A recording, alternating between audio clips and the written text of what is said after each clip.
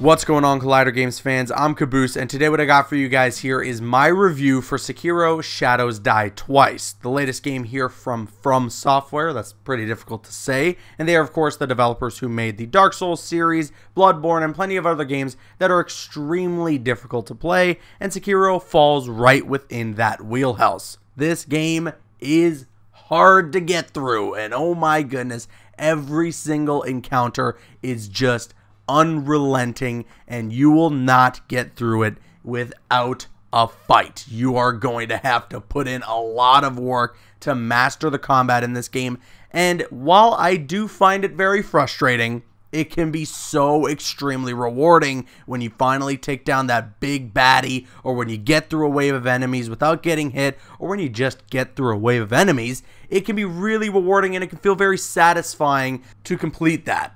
That's obviously what the main draw to this game, and a majority of the Dark Souls games are, is the challenge that comes with it. There's no way to select a difficulty, which has become a bit of a topic of controversy surrounding this game, but honestly, that is the name of the game. That is how these games are shaped and built, and it is what is such an intrigue to playing it. You want to feel challenged, and you want to feel the reward of knowing that you completed that challenge and you got through it. Even if it's just like the first boss, it feels really good. And even in some of the earlier moments in the game, when I was just learning the combat and I was getting extremely frustrated, I never felt the urge to be like, you know what, I'm putting the controller down and I don't want to play anymore.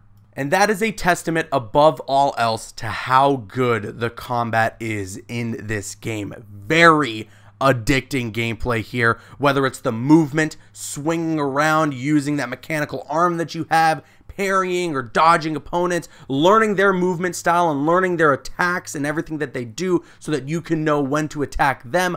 All that stuff really comes together beautifully, and once you start to get a great understanding of the grand scheme of things, you're going to start rolling and feeling how great this game works.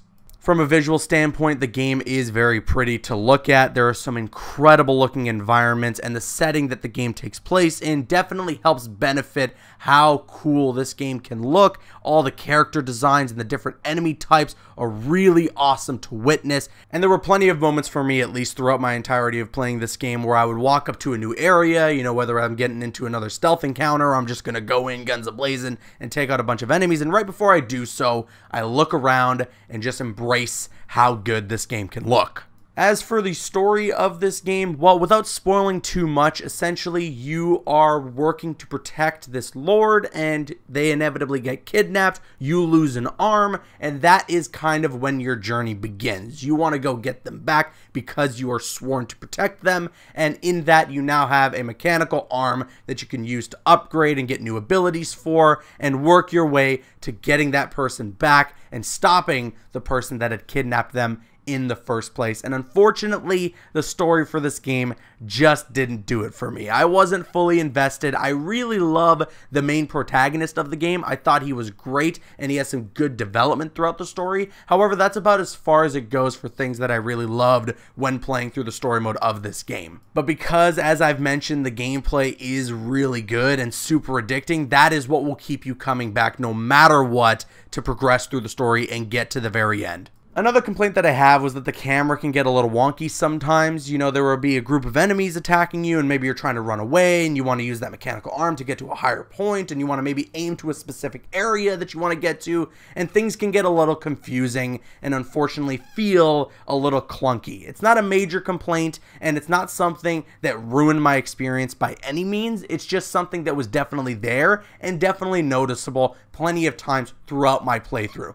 Overall, Sekiro Shadows Die Twice is really good. I thoroughly enjoyed my time playing this game, and if you're a fan of the Dark Souls franchise or Bloodborne, this is an absolute must-have. You need this game in your library. However, if you haven't played those games before, this can be extremely intimidating, and I absolutely understand why. I know this is a style of game, this challenging style, that is very hard to crack through to general audiences, and part of that is because there's no difficulty slider. It's just going to be completely relentless the entire time, and it can be extremely frustrating, and sometimes people don't want that out of games. They want to just enjoy themselves, get a little more of a relaxed experience, and I get that. However, like I said, if you like this style of game, you are going to absolutely love Sekiro. And with all that being said, I'm going to give this one an 8 out of 10. And that's my review for Sekiro Shadows Die Twice, and now I'm going to kick it to you guys. Let me know your thoughts in the comments section below. Have you had a chance to play the game, and if so, did you like it or did you not like it? Let us know your thoughts in the comments, and of course, if you enjoyed this review, a positive rating would be appreciated, and you can subscribe to the Collider Games channel for more gaming coverage. And while you're at it, follow us on Twitter at Collider Gaming, linked in the description. I've been Caboose, and I'll see you guys later.